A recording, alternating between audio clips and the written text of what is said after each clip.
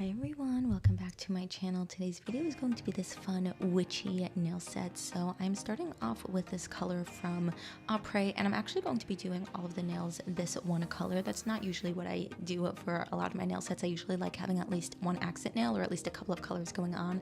But for this design, which is going to be lots of different layers and lots of different patterns going on, I wanted to keep the background simple and this set very cohesive. So I'm just starting off with this one color on the back on all of the nails, and the color is actually so opaque. Apres has some of the most opaque pigmented gel polishes I've ever used, so I just did one layer actually of these, and then I matte top coated to move on to the next step. So after doing all of that, I'm going to be using some watercolors. So I have this watercolor palette that I picked up from Vettsy a little bit ago, and I wanted to use some of these brown colors over here. So I'm going to be using a couple of colors together and mixing and matching them. None of the colors were exactly what I wanted. I kind of wanted it to feel a little bit of like vintage, maybe like an old paper that kind of got faded and yellowed over time, kind of a little browned around the edges. That's kind of the vibe I was going for the background of this set. So I'm just using this brush over here with some water and dipping into the different colors, mixing them around and placing them on the nails kind of sporadically. I wanted it to have this dotted effect. I didn't want the colors to be too opaque in certain areas. I was making sure it was kind of like very sporadic and not precisely placed. And I also wanted to make sure that each of the nails were slightly different in the placement of the watercolor so that it kind of felt a little bit natural, like a bunch of different sheets of paper kind of aging. I kind of thought of like the idea of maybe like an old map that is aging and getting a little bit curled at the edges and a little bit browned.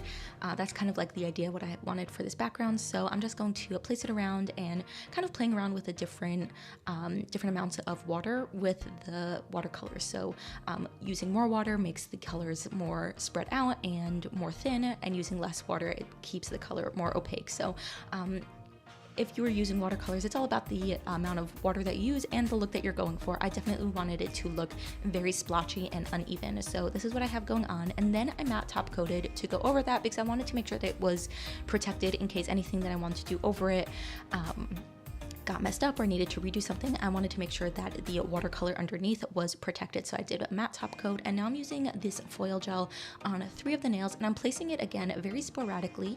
I'm going to be using that black lace that I showed, that black lace foil, and I kind of want it again very sporadic, not placed very precisely.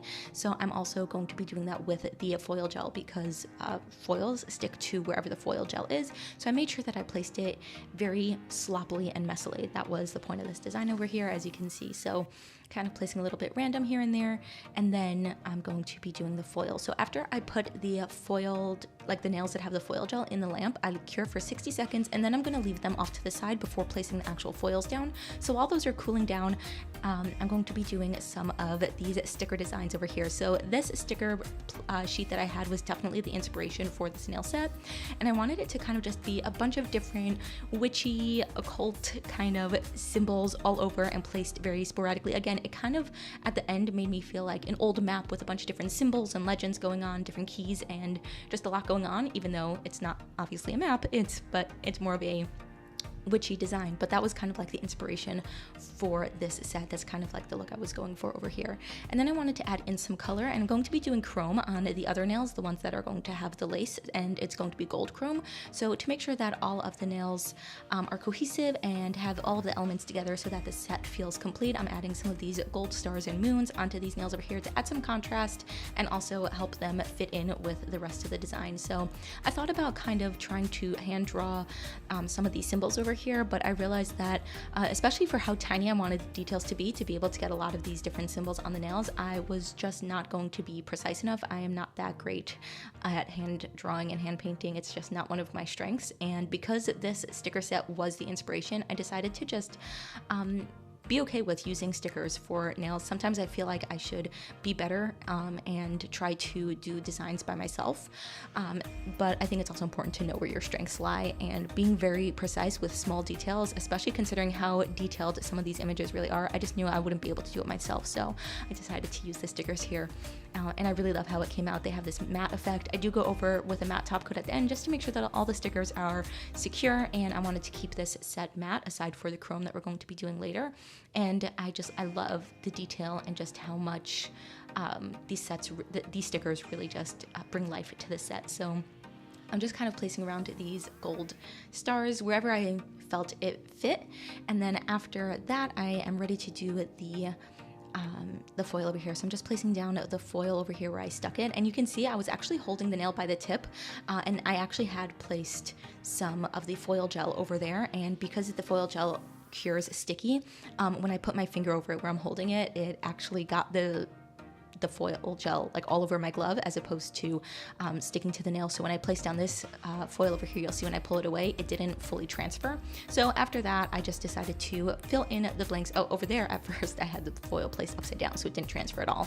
But then you'll see when I remove the foil, there was a blank space missing, and I just decided to put more foil gel over it to fill in the gap over there, put it back in the lamp, and then just filled in that gap afterwards. So super important to remember, if you are doing foils, don't touch the foil gel after it's been cured, because it'll lose its stickiness and then the foil won't transfer. It's an easy fix, but if you're doing a very specific kind of pattern where gaps will be obvious, then it's something that you probably want to avoid. So I'm just going to do the foils over here. It's very hard to do them on tips. Actually, they never want to stay on the tip stands that I have, so I usually end up just taking them off so that I can get good pressure on there. And I'm just going to place these down, and I wanted a very light smattering of the foil, so there isn't really a lot going on. I wanted it to just be a little bit in the background, not really taking up the whole set over here. And then I'm going to be doing chrome to outline and kind of emphasize the areas as well, just to give a little bit of texture and some drama to the nails. So I'm going to, over here, I'm actually going to fill in that gap, and you can see after replacing the foil gel, it transferred over just perfectly fine, no problems. So I'm going to be using the Makartt Rhinestone Glue to create these kind of like very jagged like outlines around the foil to kind of make them look very like framed a little bit. And I am definitely being very, again, sporadic, very wobbly. I don't want it to be perfect lines. Some areas are thicker than others. I do want it to have a very organic feel to it. And I'm going to cure that in the lamp for 10 seconds before doing chrome. I find with chrome, 10 seconds in the lamp, if you're using a top coat, no wipe top coat, or if you're using Rhinestone glue, I don't know why I kept forgetting that word, Rhinestone glue, I find that 10 seconds in the lamp is better. A lot of people say doing 30 seconds, like half a full cure, works for them. I found that chrome will sometimes not be as smooth of an application, and it sometimes looks a little like gritty and sandy. So I find that 10 seconds works at best. So I'm just pulling out this chrome here. I got this chrome off of Amazon, really basic chrome, and I'm just going to apply it, rub it over the gel over here, and then afterwards I'm just going to use a fluffy brush to brush off any of the areas that I didn't want it to stick to. So I did make sure to matte top coat. I forgot to mention, I did make sure to matte top coat after putting down the foil to make sure that there was a matte surface so that the chrome wouldn't stick to any sticky foil gel that was left behind, because I didn't want the chrome anywhere over there. So make sure that you matte top coat before going in with any of your chrome if you don't want the chrome to leave any residue. And then after that, I wanted to add a few more decals. I loved these hands with the moth over there. It reminded me of a book that I read recently, The Crimson Moth. It's like a witchy book, a little bit of like a romance fantasy witchy book, and that symbol just really made me think of it, and I really liked it, so I wanted it to be the center of attention. And then these two nails over here, I wanted them to be what I like to call the bookends of the nail set, which is like the two ends. I usually like them matching in some sort of way, and I had these charms of these spider webs and this large spider that I'm going to put in the center over here, and the color and the tone of it was just so great, and they fit so perfectly in between these different areas. So this is the final set. I did matte top coat everything except the chrome. I did that in a shiny top coat, and I do love how it came out. I think it has this really nautical old map kind of feel to it. I think it's really, really cool. So leave your thoughts and opinions in the comments below, and I'll see you on my next one. Bye.